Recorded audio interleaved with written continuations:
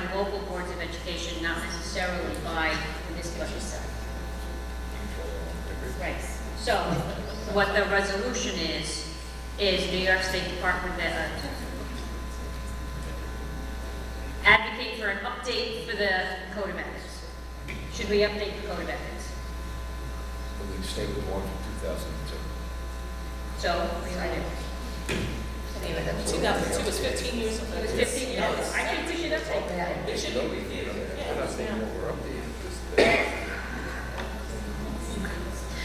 To support legislation preventing the accumulation of exorbitant costs to schools associated with impartial hearings, independent evaluations, compulsory damages, and attorney fees associated with formal due process complaints. Never mind. The rationale is that the current system of legislation is broken as it relates to IDEA. Attorneys have discovered a way to abuse the system and wage a war of attrition against school districts and BOCES. They submit a multitude of complex FERPA and FOIL requests, ask for excessive, and I don't know who's put this one in there. Morrisville Easton School Board. Damages, file for impartial, they go on about this thing, about to rack up questionable billable hours. Even if the school district has a strong case, it's often less expensive to settle rather than risk continued accumulation of costs. Committee shares, I'm not going to read the whole thing because it's inflammatory in my opinion. The explanation of the resolutions committee was that the committee shares the concern of the sponsor about that individual school districts will propose resolutions for the entire school board association to say we want to advocate for this or we don't want to advocate for that. And then this committee decides it and then we vote on it at the convention in a couple of days. So the committee shares the concern of whichever school district sponsored this thing about costs associated with special education. But I think they said the committee felt that the cost issues addressed here could potentially be addressed by the broader proposal to examine and make recommendations on all special education costs. So I think they were recommending we vote no on this. Yes, I want to vote it. Yeah. I support the voting of no. Either that or no vote. Yes, everyone is. It may not even get to the floor. Yeah. Yes, that's what I was thinking. It's an inflammatorily written thing. Okay, thank you. Okay. We're going to move on to committee reports. So Bernadette, do you have anything for extracurricular? Sure. Our extracurricular committee meeting met the other day. Super excited about this year. We have new members. We're continuing to support the goals that we established last year of increasing the graduation rate, supporting the social and emotional growth of the kids, and CTE overall. And we can, through extracurricular, we can have a lot of leeway and we can roll a lot into that. Brian Cox had identified last year a peer mentorship and leadership development program that has been a big success in other districts. Basically, we have advisors that will train high school students, and then high school students travel down to middle and elementary school. It's a big hit in the other districts. We liked it a lot, the whole program, but one, it's going to cost money, and two, it's called Athletes Helping Athletes, and we didn't like that name because it's not about athletes, it's about all of the kids, the student body writ large. So we're trying to find out, is there a one, if we can use the program, do we need to use Athletes Helping Athletes, or can we change the name? Is it a registered copywritten name? We don't know that. So we're looking into that, but we like the whole idea of the leadership, peer development, peer leadership, mentorship thing.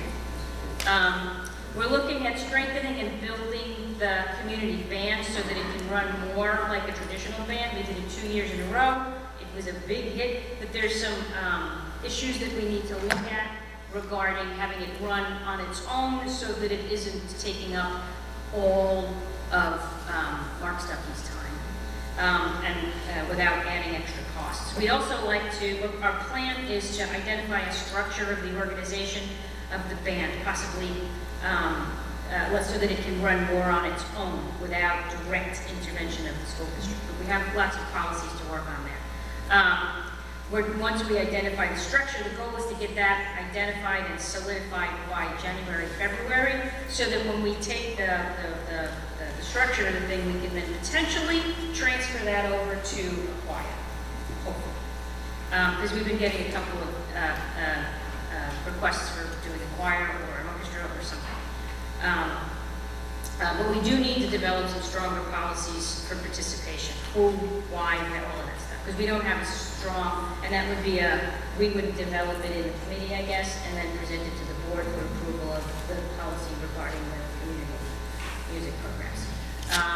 Mark Stuckey also has some great ideas for like a whole bunch of other stuff. We're going to have to work with the finance committee on that. We have 2 new members that work in the environmental science field, and we're looking to develop and support climate programs and sustainability programs and environmental stuff. I don't have anything specific to report there, but basically we're looking at arts, leadership, peer leadership, and environment projects for this year. Thanks. The Finance Committee was supposed to actually have a meeting today, but due to other commitments by some of the members, it was reassigned for November 4th between 5:30 and 6:30 at the district office.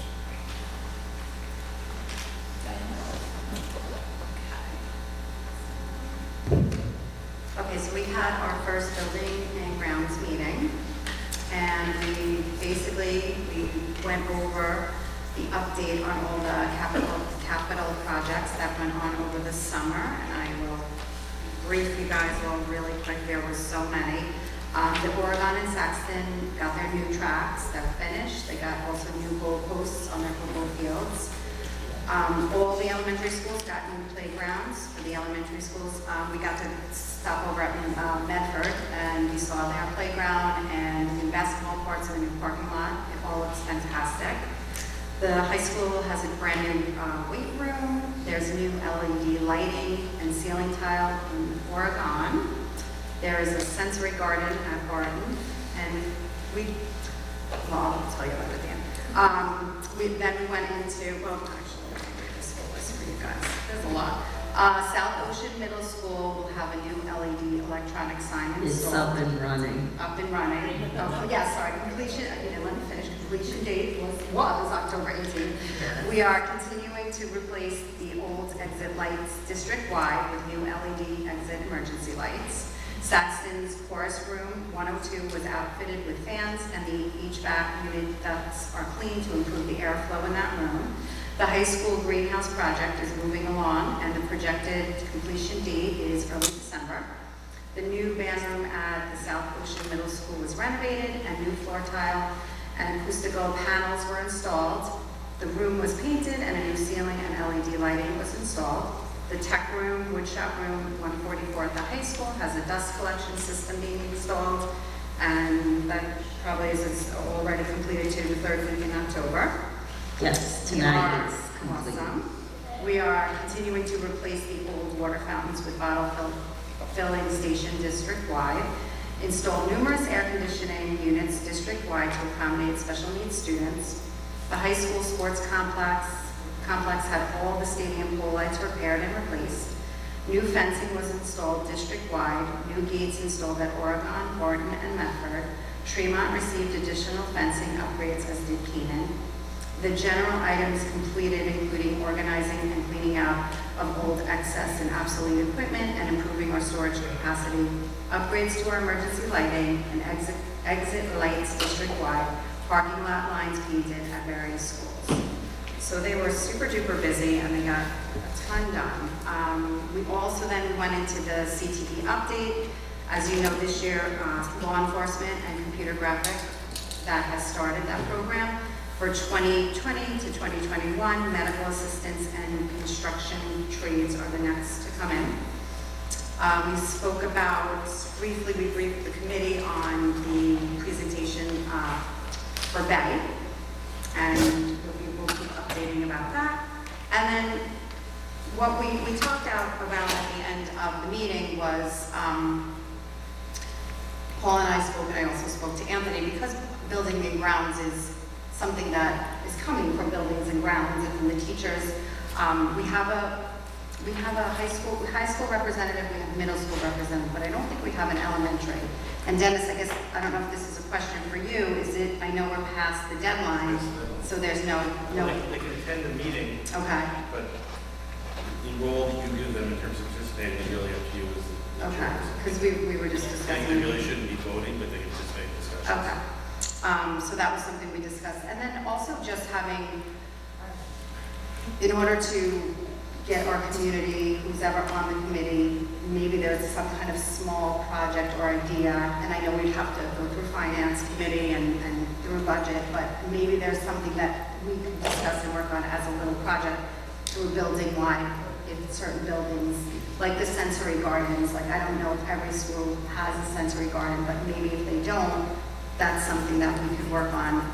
There is money allocated as part of the project, we just didn't go out. We didn't award the bid on that because the price came in too high, so the money is still available as part of the capital project. So once the playgrounds were completed, can circle back. So that certainly is something that the Planning Facilities Committee can discuss in terms of perhaps design. Okay, thank you. That's it. And we haven't scheduled our next meeting, but we'll send out emails to everybody in the committee when it is. Thank you. Okay, you think that was a long list. If you hear my list, now I'm going to keep it really short. So the legislative committee met on the night of the mini nor'easter that we had. So for those of you who were able to attend, thank you very much. For those who couldn't totally understand it. So we talked, as we have in the past, about alternate pathways to graduation. Ray Ruiz attended our meeting, as he has these other committee meetings like the instructional committee. But we want to make sure that we're staying focused as a committee on the legislative issues regarding those things. We're not the instructional committee.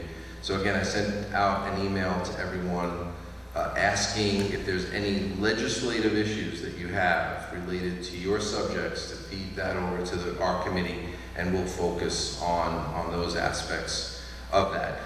Ray is an enormous resource. He is absolutely outstanding in the things that he brought through. One of the things he did mention was junior achievement, and that was they were looking at a financial program where I forget if it was Deloitte or one of the JP Morgan would come in and teach some of our seniors, and the seniors would then take that down to our elementary school and actually teach elementary students about finance, so even at that level. The cost of that was zero, absolutely free program. So those are the kind of things we're looking for.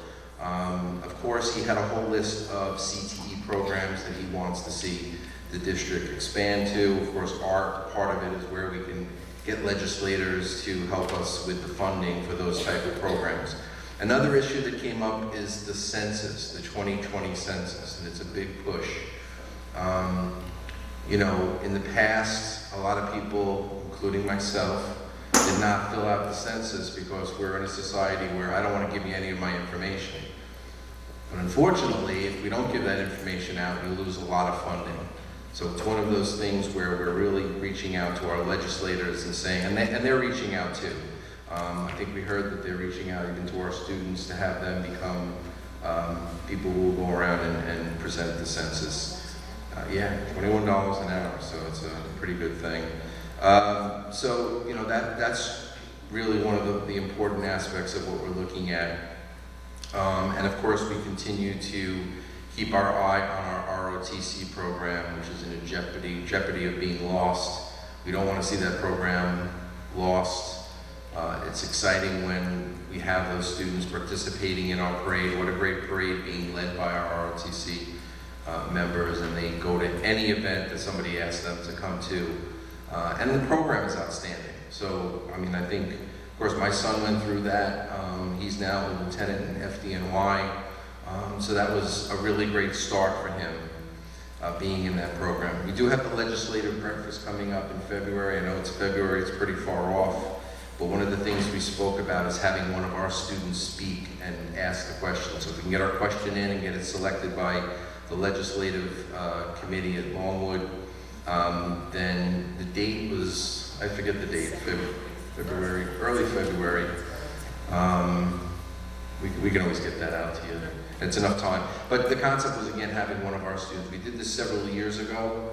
We had CJ Finero, who actually got up and gave one of our questions. And it's always better coming from a student, where the impact is on them, and they're telling that to the legislators standing before them. So hopefully that's something the board will support. I didn't think that the board would have any objection to that. So we're talking about, again, a CTE question possibly is one of them.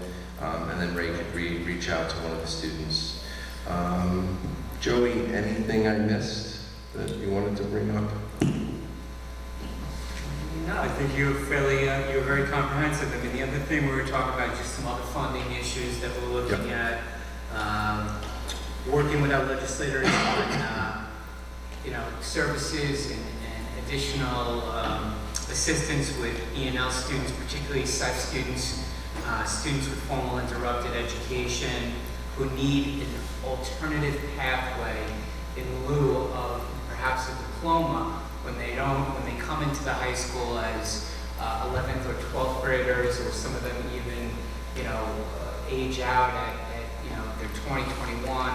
They have very limited time to graduate, and we need to try to come up with a different pathway for them. So that was another thing we did discuss. But no, I think that was it. Yep, thank you. And our next meeting is November 20th, and that's at the high school in room 212. Tom, I have two questions. One, with the ROTC program, have we reached out to Congressman Zeldin? We did. And? It's a long explanation of, it's not really his area of who's involved in it. I know Shari actually is reaching out to her husband, who has maybe a possible connection. We're not done talking with Lee Zeldin about what we could possibly do, but it's a program and it has its regulations to it, how many students you have to have, how many instructors per student. I'm sure Lori Kennedy could probably read off the rules and tell us, we're just not getting enough students into the program.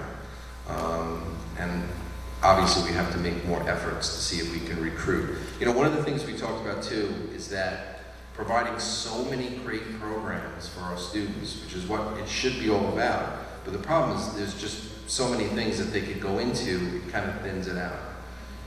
So if there was one or two programs offered, everybody would be in that.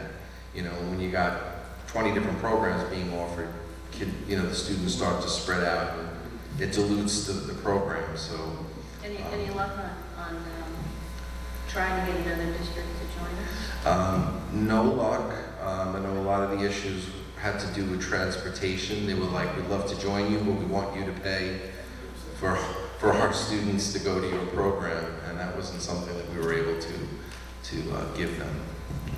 Hence the, in looking to maintain the program, I know a lot of families look at ROTC as a direct transition into the military, and I think that, unfortunately, a lot of people have fear about that.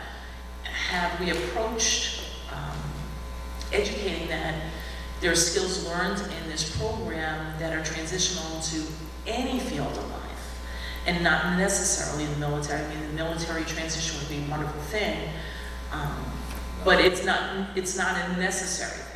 Yeah, and that's the same argument you would have for almost anything, but even sports. All right, you don't participate in sports necessarily because you're going to achieve that level. Most students don't achieve the level. But what you learn from being on a sports team and relying on your fellow players and your coaches is so important. So I think, it's the same thing, and I think the ROTC program has done that, and I think it's been outstanding. And we have several students who have gone on. We have a student who went through the Air Force Academy and is now, an officer pilot. It can lead to that. Just like in sports, we have some players who are playing in Major League Baseball, or a player playing in Major League Baseball. But the point of the matter is, you know, there is a goal you could achieve, but like you said, that doesn't have to be the end goal. Lori, was there anything you wanted to add as far as the ROTC? No, I think we're kind of at a status quo. The only thing that we talked about is they had reached out about embedded credits, something that CTE, you can submit a program for embedded credits that the state can approve, that if you're taking a course, it takes the place of, let's say, an English credit or a math credit, but it has to be state approved. So one of the things is, I think Trustee DiNapoli spoke about, is the fact that sometimes they just can't fit everything into their schedule. So if you have embedded credits into courses, then you're taking a course not just at ROTC, it would also be that you're getting an English credit or a math credit simultaneously. I think that's a direction that BOCES, who we contract with, really has to work on, because if we can get some embedded credits, I think you'd find more students being able to fit that into their schedule. We do that for the CTE credits at BOCES. Yeah, I was going to say that too, where on the CTE side, we're looking at it from the standpoint of that alternate pathway to graduation. So if you're not taking this program, because you can't fit it, but you really want to take HVAC type of program, why should you not be able to graduate with that as credit towards graduation? So again, it's more of an SED issue, going to them and saying, you guys have to broaden your focus here. You know, not every student's going to college, and we need students who have vocational aspirations to come out of school. And, you know, some of the programs that we're working on will do that, where they'll get a certificate, and they can leave with that certificate right from our high school and go right into that business and get a job and start their career. I'd like to just put one more plug in for your census thing. I learned at our New York State School Boards Association resolution dinner, they had a presentation on the census. And what they said was, we had such a significant undercount at the last census 10 years ago, we lost an entire congressional district. That needs to change, because we lost an entire congressperson. We lost all of the money that comes with that. One of the big things that they're pushing is, since we have an immigrant population and a transient population, a lot of times the things that they have problems with are counting children, little people who aren't in school yet, and grandmothers, who they don't necessarily trying to shelter. So the more outreach we can get into that, the better chance we are of getting all of the people counted, because then that's going to change the funding formula for our school districts and potentially congressional representation. Yeah, absolutely. And that was why we were, you know, if we can have a census awareness night or something like that, that's something we're going to look towards, and let the legislators come in and do that presentation like you were given to the community. We'll see if we can get them to come out. Of course, we need to say that we're going to be canceling all sports activities. And that will get everybody down to the meeting, and then we can talk about the census. We can switch.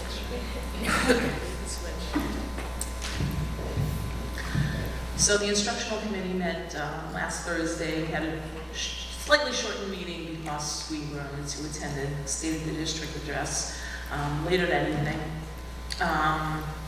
It was our second meeting of the year, and we actually overlapped with a lot of the issues that are being discussed in the legislative committee. One is re-examination of graduation requirements. There's an upcoming think tank being held at Nassau BOCES series of meetings over the next 4 months, that Mrs. Kennedy, Dr. Cohen, Dr. Zelowitz, and Mr. Zambandino will be attending, and they're going to give us some feedback based on give feedback to us based on alternative pathways to graduation. After we discussed those issues, we looked at a timeline of the New York State Standards and Assessments, which was kind of counterintuitive to what we were talking about, looking at alternative pathways. If you look at the next years between now and 2025, doesn't relate to anything about alternative pathways. So it'll be interesting to see what flushes out of those meetings and what actually goes forward. And once again, the census survey, Dr. Cohen came in and talked with us a little bit about how legislative had been discussing the importance of educating our community about the census and where we can start in the school districts. And as a committee, we discussed some other ways we can reach out through the library, through some of the civics organizations in the community, some of the houses of worship where our undocumented community members feel safe and comfortable going to, they're more likely to trust when they hear from people in their houses of worship about the importance of the census and how being counted is important for our community, for their children who are getting their education here, and that they can, be forward with their information without fear of retaliation from ICE and other organizations. So it's one of the things that we're going to be discussing going forward. We're thinking more about maybe a month of census month in the community prior to the actual census, which kicks off in April. And we kicked around some ideas about how we might be able to approach it. We're going to readdress it at our next meeting, which will be held on November 21st, 5 p.m. in the district office conference room. Thank you. On district-wide technology, so we were looking at going over the 6th grade carts for exploratory that is teaching the kids more research-based, and they're now starting to do more with their Outlook 365, so they're doing more for 6th grade. We also talked about the 5th grade smart boards. Well, 5th grade classes should have smart boards now. And then we were talking about the ransomware, which is affecting mostly all school districts. So we're looking into maybe resetting passwords for staff and students. And then just looking into maybe teacher pages and how to find that on the website. And then what different programs each elementary or schools can use for the students. Kelly, in talking about the website and click-throughs with teacher pages and having done legislative technology in the past, I know where they had to change things. Our website is still really quirky. Yes. Really quirky. Are they talking about doing anything to remedy that? In terms of the teacher pages or Well, just in terms? it's not just the teacher Okay. pages, it's the directory is a mess. You can't get Yes. email addresses.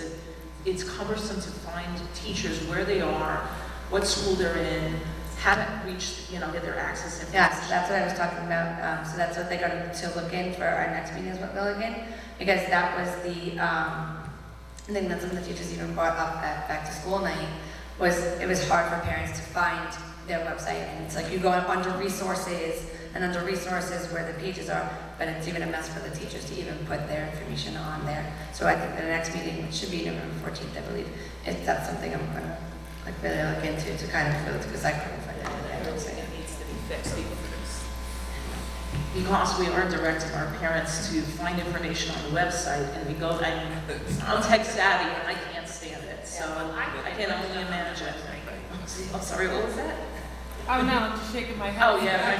I just go to my daughter's principal and I It is, it's so difficult, and for those of you who might not know, we had to make changes 2 years ago in order to be compliant with the ADA, and in changing the formatting of our website, it just makes it so much more difficult to deal with what we can and cannot post, and we couldn't put direct links through the teacher pages because there was a possibility that they weren't compliant, and we would be hit with fines in the thousands and thousands of dollars. So Like that's you why they said. had to put them up. Pardon? Like you said, like simple stuff, you can't. Yeah, it's I very tried. difficult. So My husband's a teacher and I'm like, can you help me?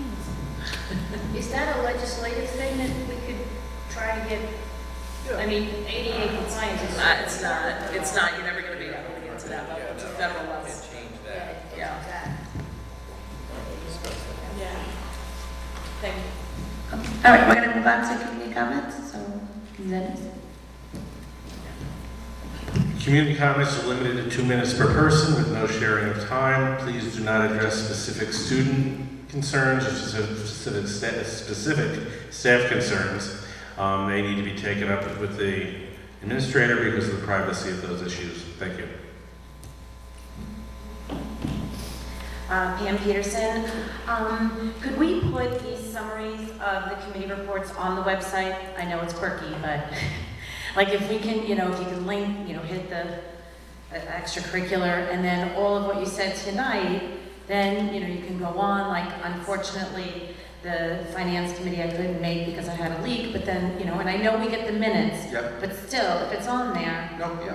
because we didn't get a lot of people to join some of the committees. I don't think there was a lot of communication out there to really spread the word, and I've been trying to stay off of Facebook, so I did not help the cause because I didn't share as well. But maybe we can look into that, especially with now September 30th being the new date as opposed to December. I think, you know, it would be important to have more community involved in some of these committees. Yeah, is there Dennis, I know like for board minutes, we have to vote on them before they can be posted. So we voted on the board minutes from last meeting, Right. and you'll be posting that. Is that something we need to do for the committee minutes as well? Committees are not governmental bodies, they're ex officio to the Board of Education. So therefore, those minutes can be posted with no format. We can establish a page for each one of the committees. Liaisons can provide the committee minutes to the board, Yeah. to myself, and then we can put them up on the appropriate. Yeah, you're right on the board committees page, and then you have that meeting date, you click it, and boom, there it is. I just Yeah. want to address something Pam brought up about the response to committee applications as well. Last year we were flooded with committee applications, and we publicized it exactly the same way this year. And this year we're not flooded with committee applications. I was a little disheartened by it, to be honest with you. You know what, I didn't notice anything coming out there like I did last year. We had it on social media, we had it on the website. But that's what I'm saying, like, I didn't even see it, but, you know, social media has turned into a lot of ads. I noticed that the greenhouse had saved about, what was it, $15,000, and was that a refund? The greenhouse? Okay, I just noticed that there was a savings, so I thought that looked pretty good. Any kind of save money. I like when I see the savings. I think, I'm not sure, but I think the legislative breakfast is probably February 8th, because that's usually, that's around the time. And then I did chuckle when I saw there was a fence around Tremont. So, thank you for the fence around Tremont, even though it doesn't affect me, but now we don't have to hear about that. And then I just want to know, you know, and this will be at another time, but I want to be more informed on this census, because I know that, 30 seconds, good. you know, filing taxes, we fill out all that information. So I will, you know, contact you to find out what it is exactly that, why are we losing state money? Is it another gimmick with the state that if you don't do this, because, you know, most of us file taxes, I claim my kids on there, all their information's on there, social security information's on there, and that's basically one of the things they want to know, who lives in your house, and, you know. The census is a federal thing, not a state thing, and it's mandated in the country. Oh, you do federal taxes as well. Yeah, I know, but it's a different whole organization that does the census. Right. The census is in the Constitution. I just think we're going to find it difficult to get others to complete them because there is that fear of disclosing where they are. Just my opinion. Yep. Thank you.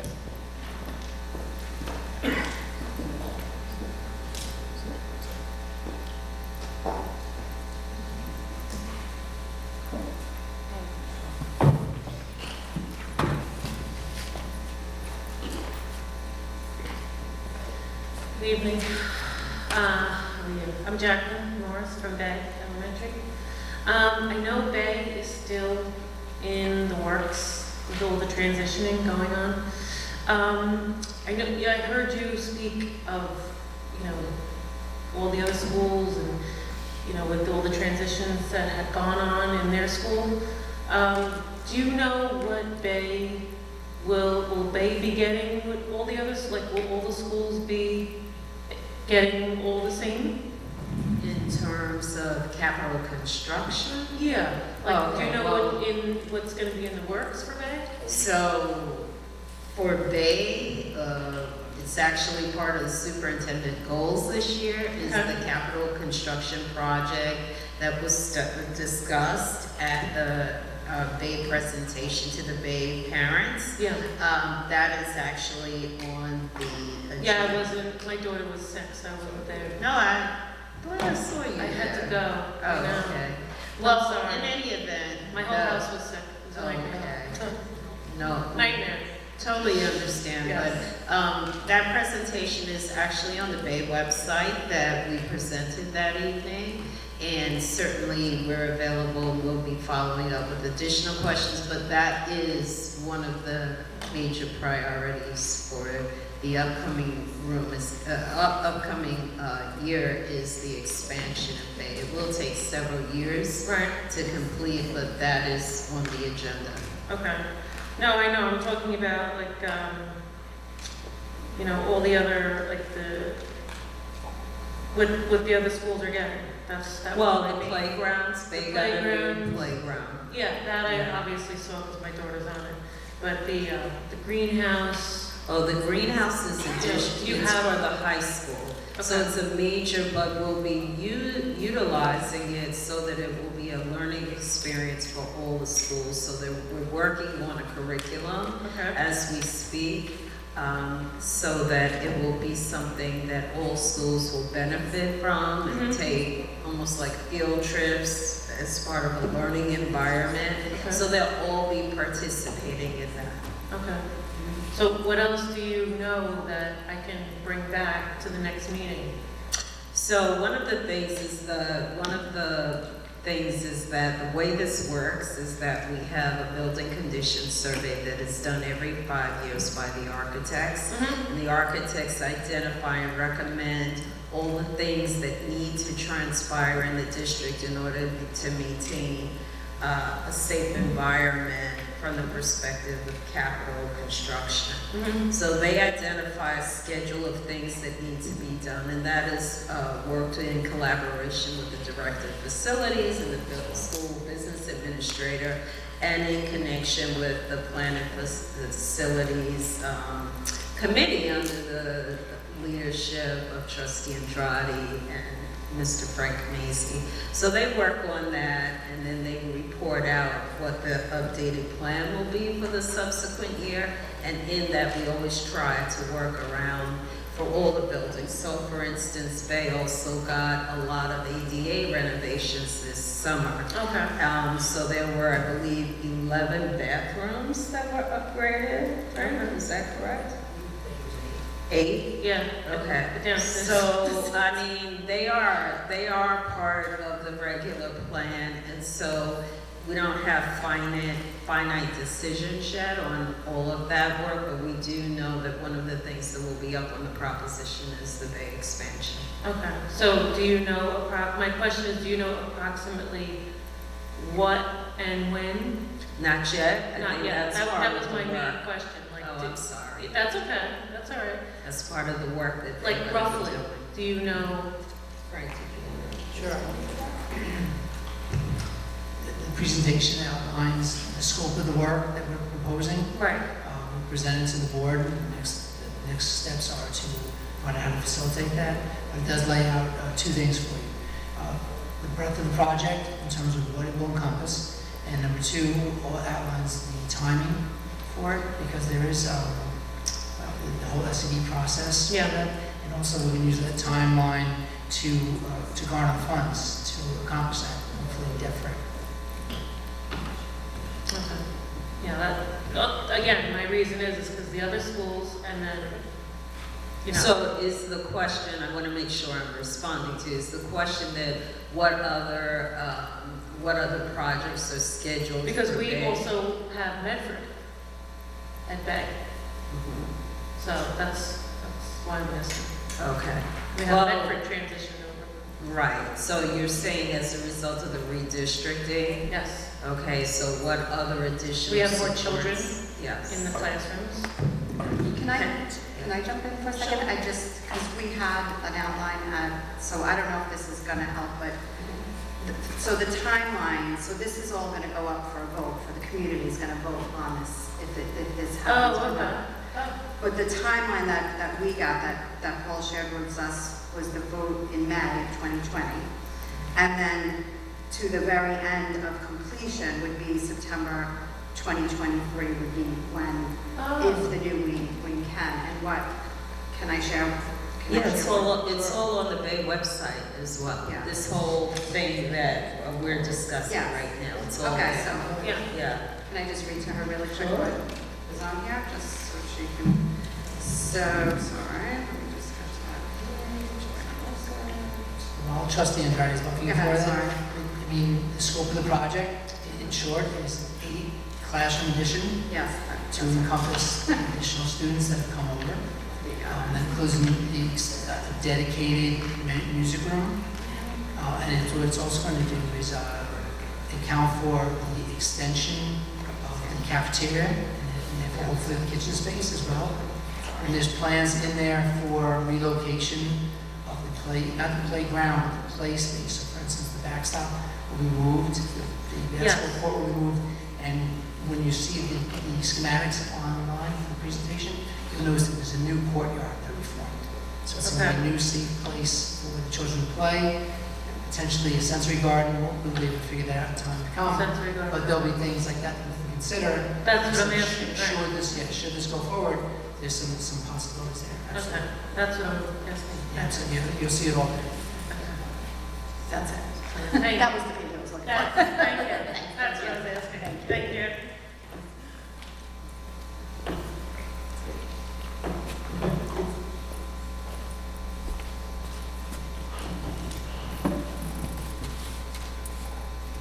All right, we're gonna, any other comments? All right, we're gonna move on to board comments. Bernadette? Rochester.